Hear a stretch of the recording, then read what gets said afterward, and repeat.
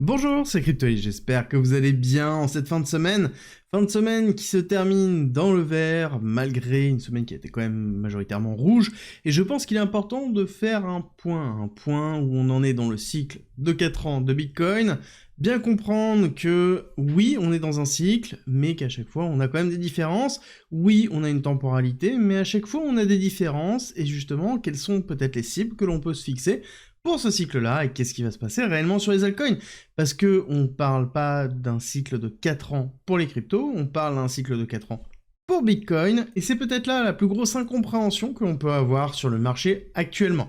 Donc je pense qu'il est important de revenir sur tout ça, et bien se concentrer sur où on est au niveau de Bitcoin. Ça va être le but de cette vidéo, et on va la découper en plusieurs parties. Déjà, je pense qu'il est important de poser les bases. Oui, on a fait une hyper accélération, oui, on a fait un plus haut sur Bitcoin, pas sur les altcoins, ou sur peu d'altcoins, c'est en train de suivre Bitcoin, mais c'est lent, c'est douloureux pour certains, a priori.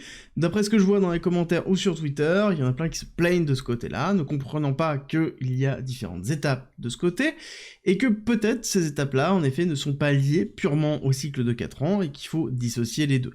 Déjà, il faut faire un point fort et important, c'est qu'on a eu une hyper accélération liée à l'élection de Donald Trump, qui a été un moment très important, 6 novembre, dans lequel on sait qu'on va avoir une réglementation de crypto qui va être simplifiée, et ça va être bénéfique pour les altcoins. Je vais revenir dessus dans quelques instants, mais il faut aussi comprendre que dans cette hyper-accélération, on se retrouve actuellement dans un S&P, donc c'est-à-dire dans une macroéconomie américaine qui est en cours de consolidation. On voit bien que là, on est en train de respirer, on a fait une hyper-accélération jusqu'aux 6000 points, donc c'est-à-dire aux 6000 $, et là on est en train d'avoir une respiration. Et cette respiration, normalement, elle est censée nous faire mal, très très mal au niveau de la crypto, et c'est le cas au niveau du Nasdaq aussi. Le Nasdaq souffre, c'est-à-dire qu'on a fait les 21 000 points, et on est redescendu aux 20 431 points. Et malgré ça, on se retrouve sur un BTC qui est toujours au-dessus des 90 000.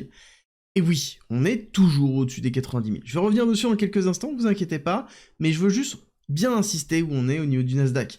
On est dans une zone de consolidation, après une zone de liquidation très forte, qui a été justement cette accélération baissière, et on se trouve dans une zone de prise de profit long terme, c'est-à-dire quand on regarde ici le plus bas qui a été laissé en mars 2020, jusqu'au top qui a été effectué en fin 2021, le retracement avec le bottom qui a été posé ici, on fait une extension de Fibonacci, on se retrouve entre le 1 et le 1,1, c'est-à-dire entre 20 500 $ et 21 500 $, qui est la zone où on s'est arrêté. Donc qui est une zone de consolidation et qui est normale, encore une fois, au niveau de la macroéconomie. Et malgré ça, on a un BTC qui est toujours au-dessus de 90 000 $.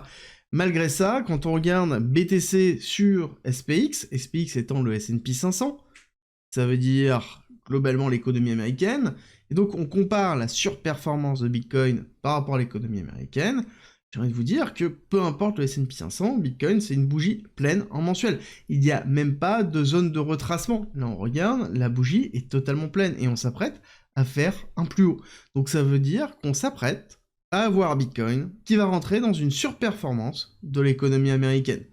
Et ça, c'est vraiment l'élément le plus important à garder en tête, parce que je vais vous prouver sur l'ensemble des points que tout se dirige vers ça. Mais du coup, Bitcoin, oui, mais je ne dis pas les cryptos. C'est peut-être là où il faut peut-être avoir une bonne réflexion. Vous inquiétez pas, on va revenir dessus dans quelques instants. Mais on va se concentrer sur Bitcoin pour bien comprendre ce cycle de 4 ans, qu'est-ce qui se passe, et la notion de temporalité. Je vois beaucoup de personnes qui me parlent de temporalité au niveau de Bitcoin, justement, que c'est un momentum de temps, et qu'ils vont vendre sur une date, et non pas sur un prix, qui vont se concentrer sur surfer la vague, et ensuite couper leur position une fois que la vague commence à retomber. Et quand j'entends ça et que je vois ça, et quand on analyse ce qui se passe au niveau de BTC, et c'est ce que je vais vous proposer aujourd'hui, je dis que, en fait, il y a une problématique de réflexion dessus.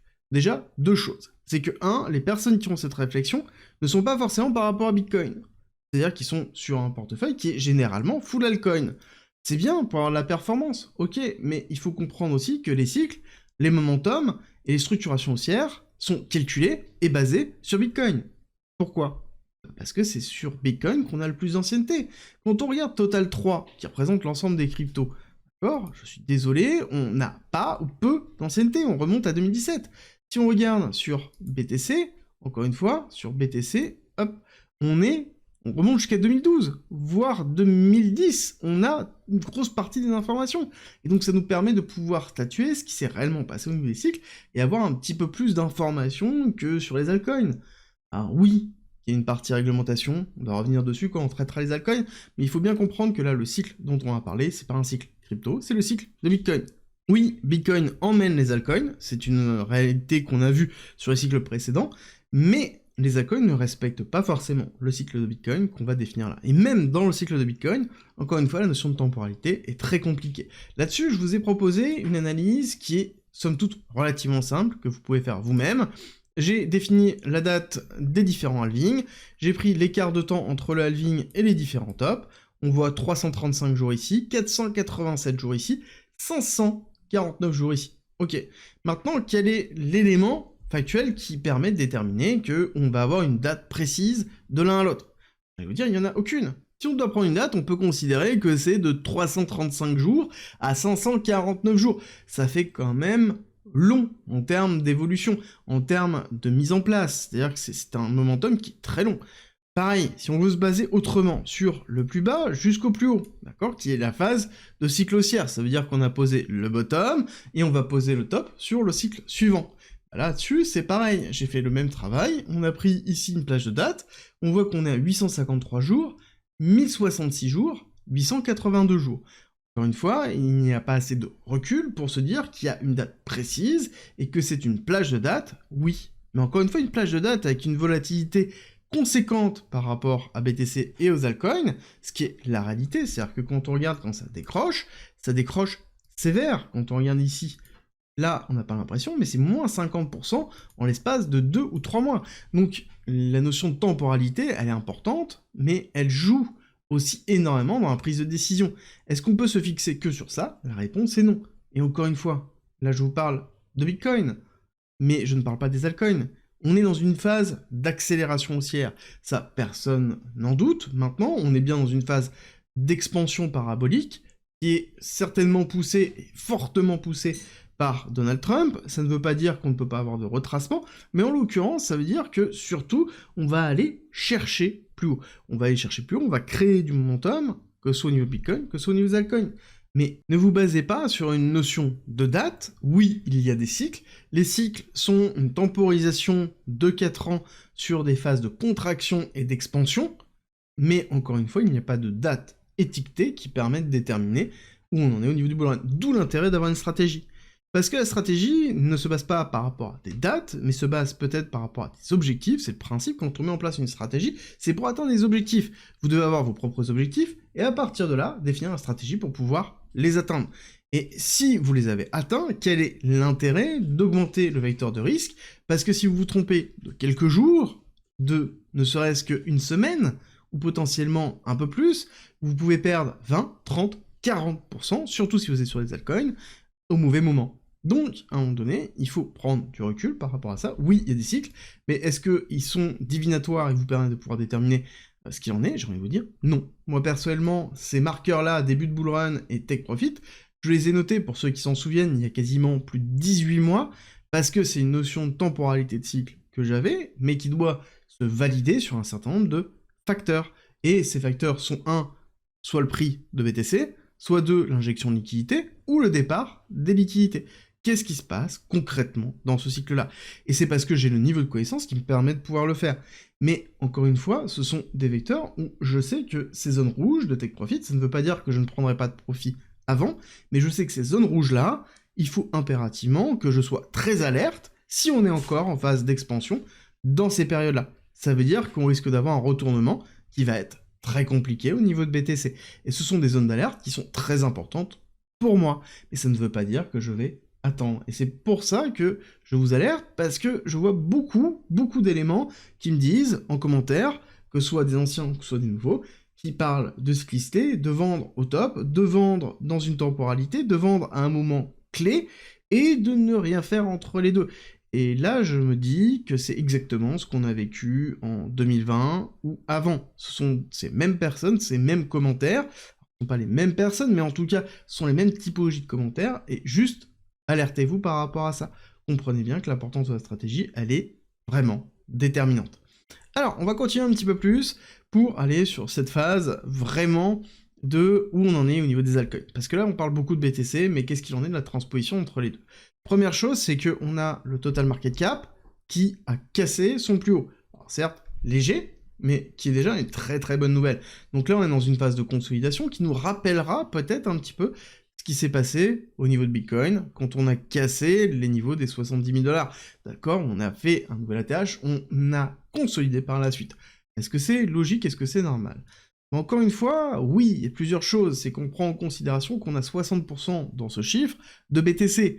BTC est en consolidation, malgré le fait qu'on ait le Nasdaq qui soit en chute, malgré le fait qu'on ait le S&P 500 qui soit en chute, on a un BTC qui tient court terme, et ça c'est un élément qui est vraiment important, qui est suffisant pour noter où on est toujours au-dessus des 90 000 $.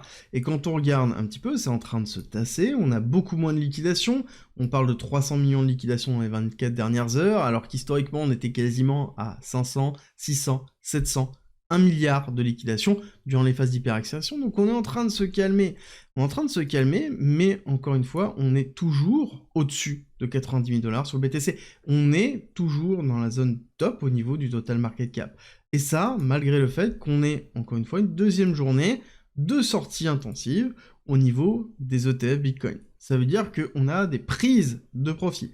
Ces prises de profit ne sont pas au niveau de BlackRock, mais au niveau des autres ETF, ce qui est plutôt positif, et ce qui montre aussi que le cours est capable de maintenir son niveau malgré tout ce qui est en train de se passer. On est toujours au-dessus des 90 000 $, on est dans une phase de consolidation, et cette phase de consolidation est essentielle pour pouvoir avoir une deuxième phase d'expansion. Ça ne veut pas dire qu'on ne peut pas aller chercher un petit peu plus bas, mais ça veut dire surtout que là, on a atteint un palier dans lequel on respire, on consolide et on repart, parce que ici, sur le Total 3, quand on regarde la totalité des crypto-monnaies sans Ethereum et Bitcoin, ce qui représente quand même beaucoup, donc globalement tous les altcoins, on voit qu'on est très loin de la TH, hein. On voit qu'on est à peine sur la zone où on avait en fait un Bitcoin qui était à 70 000 $, on est en train de retester cette zone-là.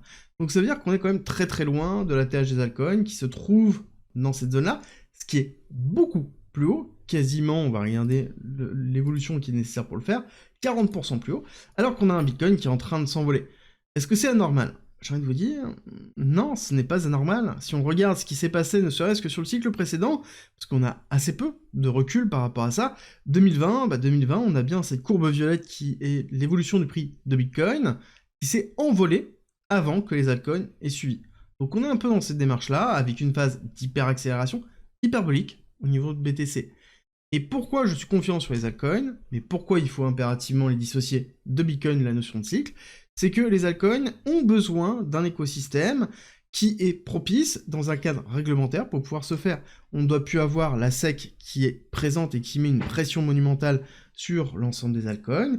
On doit avoir les États-Unis et l'Europe qui permettent d'avoir un cadre pour pouvoir évoluer et pour pouvoir continuer à développer et à tester de nouvelles choses. Et c'est ça, en fait, la blockchain. Parce que la blockchain, c'est une technologie, la crypto est la conséquence de cette technologie, et si on a un cadre qui permet de tester, justement, et de proposer des nouveaux projets au niveau de la blockchain, forcément, on va avoir une évolution des cryptos. Ce qui va être positif, ça veut dire aussi qu'on va avoir des injections de liquidités du marché américain sur les crypto-monnaies, et on sait qu'il y a un intérêt fort des Américains pour les crypto-monnaies. Donc on va avoir une injection qui va se faire. On a des ETF qui proposent de faire un top 10 crypto qui sont en train d'arriver, chose qui était inimaginable lorsqu'on était sous l'administration Biden. Là on l'est toujours, je vous le rappelle, jusqu'au 20 janvier. Encore une fois, prenez le temps, donc certainement on aura un rattrapage au niveau des altcoins, et même si c'est le cas, comprenez bien que ça ira très vite. Ce n'est pas la cyclicité de Bitcoin, les altcoins sont une conséquence de la cyclicité de Bitcoin. Et donc, toute la représentation que je vous ai faite ici, là dans la temporalité et dans la réflexion des cycles de 4 ans, c'est Bitcoin. Bitcoin qui mène la liquidité, oui. Mais encore une fois, est-ce que les altcoins n'ont pas un cycle dans le cycle? C'est peut-être la question que vous devez vous poser. Est-ce qu'on a suffisamment de recul pour pouvoir le déterminer? J'ai envie de vous dire, non. Nous n'avons pas suffisamment de recul.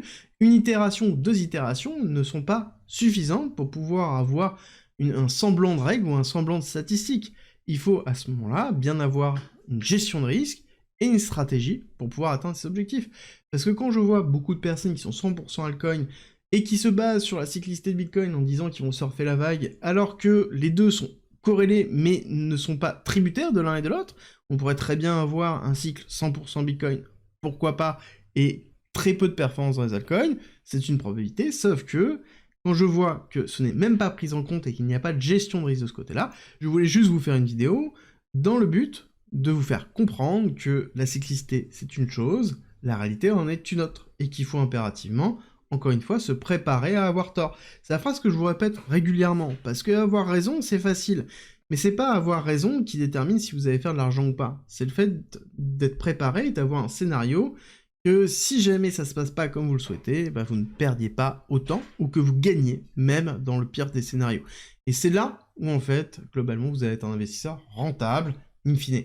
Et d'ailleurs, ça m'intéresse de savoir quel est votre ratio altcoin, Bitcoin, Ethereum, sans forcément avoir votre portefeuille entier, ça m'intéresse de le voir en commentaire, savoir combien de personnes ont une exposition supérieure à 80%, je pense que même je ferai un sondage, pourquoi pas, directement sur YouTube, pour voir un petit peu où vous en êtes, parce qu'entre ce que je vois dans les commentaires et ce que je vois dans le groupe privé, bah des fois il y a des écarts, et j'aimerais bien avoir quelque chose qui soit un peu plus structuré, parce que vous êtes la représentation des investisseurs, et le fait d'avoir accès à ces informations-là vous aidera peut-être aussi à comprendre les typologies d'exposition des personnes qui sont présentes actuellement sur le marché. En tout cas, j'espère que cette vidéo vous a appris des choses, qu'elle vous a plu. Si c'est le cas et que vous voulez m'aider, c'est simple, likez, partagez et abonnez-vous. Et on se retrouve très vite pour une nouvelle vidéo.